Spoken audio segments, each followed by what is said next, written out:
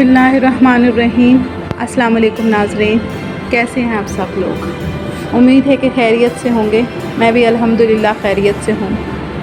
आज तक मैंने जितनी भी वीडियोस बनाई हैं वो तमाम अपनी ज़ाती एक्सपीरियंसेस की बुनियाद पर बनाई हैं। तो अब मैं सोच रही थी कि कौन सी ब्यूटी टिप और आपसे शेयर की जाए, लेकिन मुझे एकदम ख़्याल फेशियल हेयर्स का आ गया, यानी कि वो बाल जो चेहरे पर हमारे फालतू होते हैं और बुरे लगते हैं, उनके बारे में क्यों ना बात की जाए। मैं एक अरसे तक इन प्रॉब्लम्स का शिकार रही हूँ, तो इनके लिए मैं आपको बताऊँगी कि क्या क्या रेमेडीज़ हैं, नेचुरल रेमेडी कोई अवेलेबल है या नहीं है, उसके अलावा कौन से ऑप्शंस हैं। तो हम फेशियल हेयर्स पे आज अपनी वीडियो में बात करेंगे।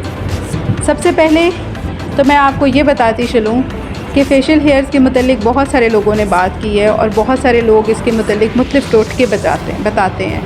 मैंने बहुत सारे टोटके ट्राई किए, मेरे पर किसी किस्म का कोई टोटका जो है वो असर नहीं किया। तो मैं तो एक तरह से नेचुरल जो रेमेडीज़ हैं फेशियल हेयर के मामले में, इनको नाकाम करार देती हूँ। या तो फिर हमें सही तरह के इंग्रेडिएंट्स का नहीं पता जो इस मामले में हमारी सही हेल्प कर दें, या फिर ये जो है वो नाकाम है परमानेंट रिडक्शन के लिए।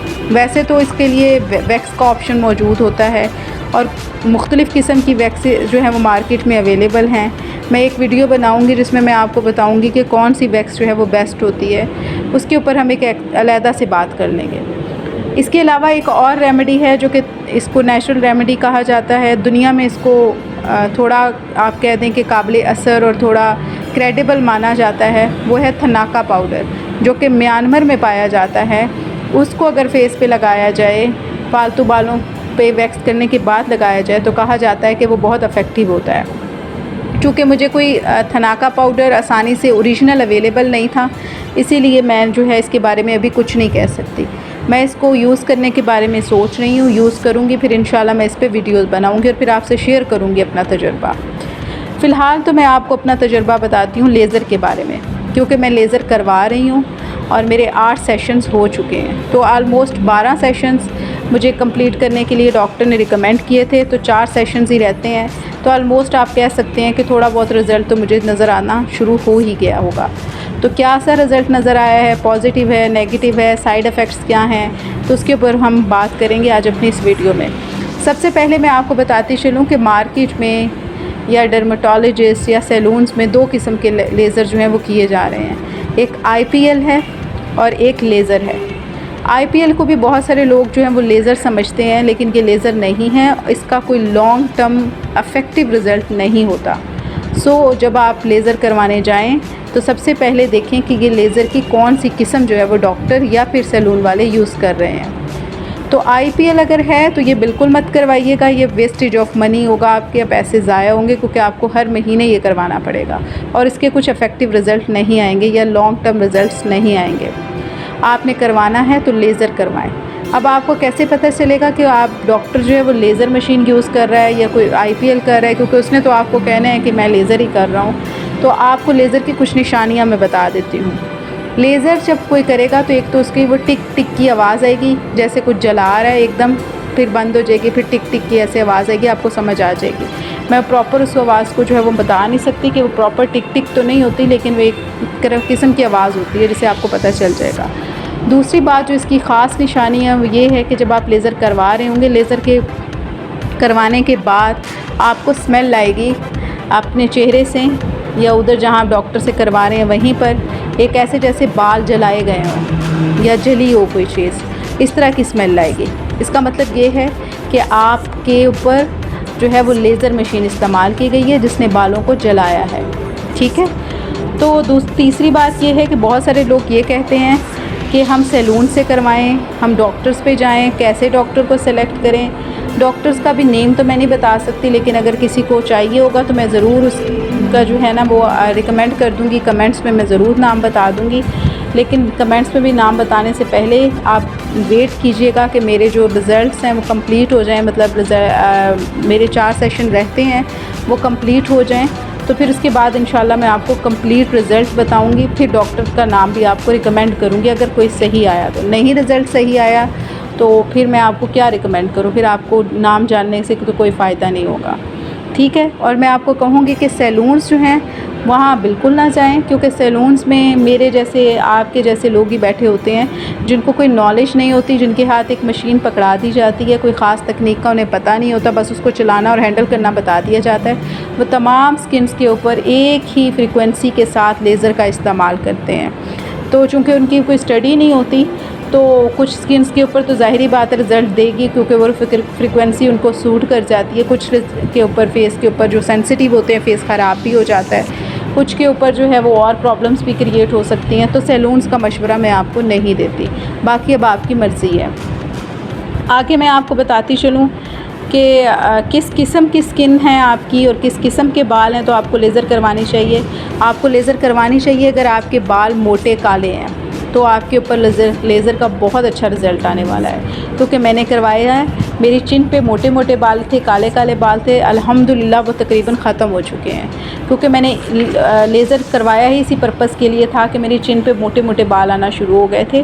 वो बहुत मोटे बाल थे और जो थे वो मैंने एक निकाला 2 आ गए, 2 निकाले 3 आ गए, 3 निकाले 4 आ गए और काफ़ी ज़्यादा हो गए हुए थे, जिसकी वजह से मुझे लेज़र करवाना पड़ा। दूसरा ये कि जब मैं डॉक्टर के पास विज़िट के लिए गई तो उन्होंने मुझे, बाकी चेहरे पे भी बाल थे थोड़े हल्के हल्के, लेकिन वो इतने मोटे नहीं थे, हल्के जो रुएँ होती हैं उस तरह के थे, जिनको मैं अक्सर ब्लीच कर लिया करती थी। तो उसके लिए भी कहा, तो मुझे भी थोड़ा हुआ कि मेरी फ़ेस बिल्कुल क्लियर हो जाएगा, क्लीन हो जाएगा, क्योंकि लेज़र का मुझे कोई एक्सपीरियंस नहीं था।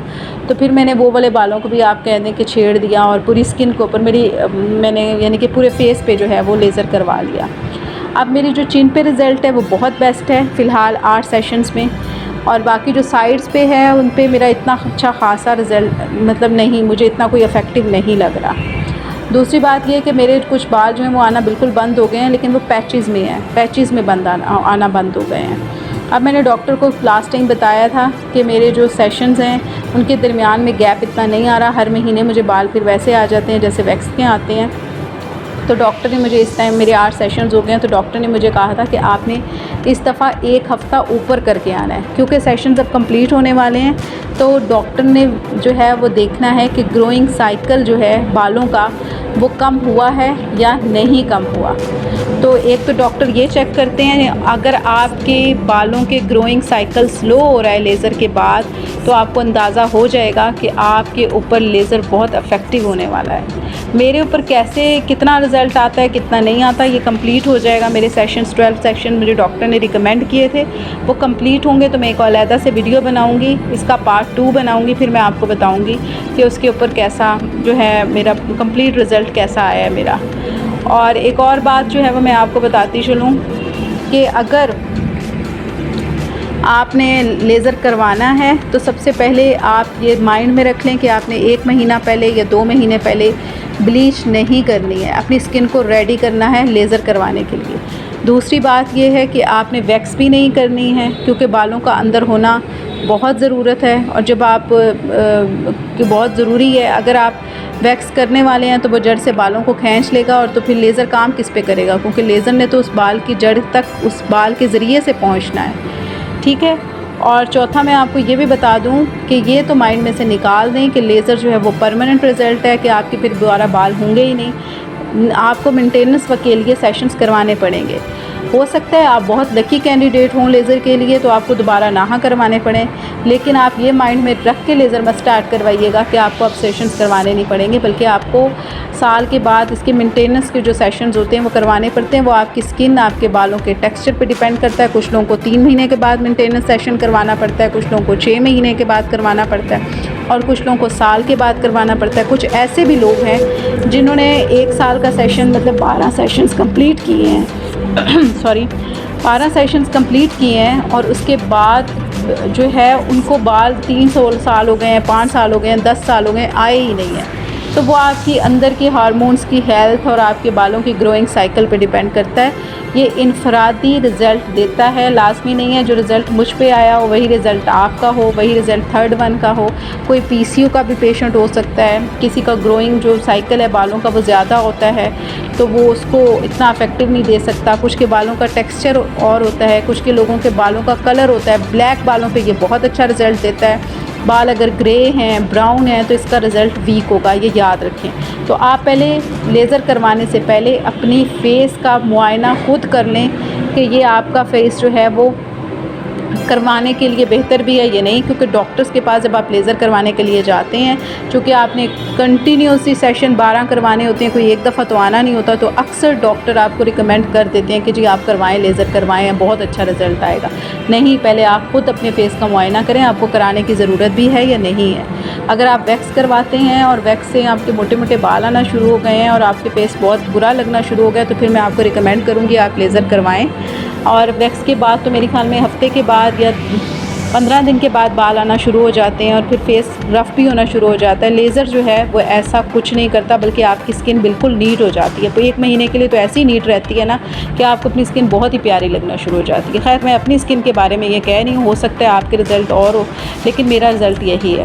और एक और बात कि इसमें पिगमेंटेशन का प्रॉब्लम भी आ सकता है। लेज़र के बाद बहुत सारे लोगों को आता है आपकी स्किन पे हल्का सा शेडो, ब्राउन शेडो पड़ना शुरू हो जाता है जिस साइड पे आपने जो है वो करवाया होता है लेज़र।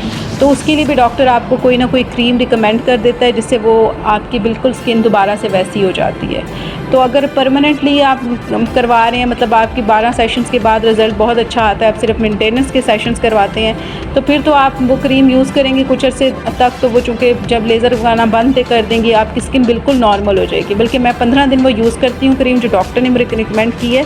तो 15 दिन के बाद मेरे जो शेडो आना शुरू हो जाता है, वो शेडो नज़र ही नहीं आता। ठीक है, बाकी मैंने आपको बार बार बता रही हूँ, बारीक रुएँ होती हैं या बारीक बाल होते हैं या बहुत ही स्ट्रॉन्ग काले बाल नहीं हैं, उन पे लेज़र इतना अच्छा रिज़ल्ट नहीं देता। उसके अलावा अगर आपका कोई और क्वेश्चन हो तो वो आप कमेंट्स में पूछ सकते हैं। मेरे पास बाकी कंप्लीट नॉलेज जो है वो मैं आपको अपनी अगली वीडियो में दूंगी, क्योंकि मेरी ये वीडियो बहुत ज़्यादा लंबी होने वाली है। इसके अंदर कुछ वीडियोस में तो मैंने डाला नहीं है, तो मैं इसको बोरिंग नहीं करने वाली। अपने अगले सेशंस में मैं आपको बताऊंगी कि मैंने कंप्लीट सेशन में नहीं बल्कि वीडियो में मैं आपको बताऊंगी कि कम्प्लीटली मुझे कैसा रिज़ल्ट मिला है, डॉक्टर ने मुझे क्या रिकमेंड किया है। मेरे 8 सेशंस हो गए हैं। उसके अलावा हमारे पास लेज़र के अलावा और कौन कौन से ऑप्शंस हैं वो भी मैं आपको बताऊँगी और उनका रिज़ल्ट कैसा है। तो मेरी अगली वीडियो के लिए मेरे चैनल को सब्सक्राइब लाजमी कीजिएगा और इसे लाइक भी कीजिएगा अगर आपको पसंद आई है, ताकि मैं इसका दूसरा जो पार्ट है वो भी बना सकूँ। शुक्रिया।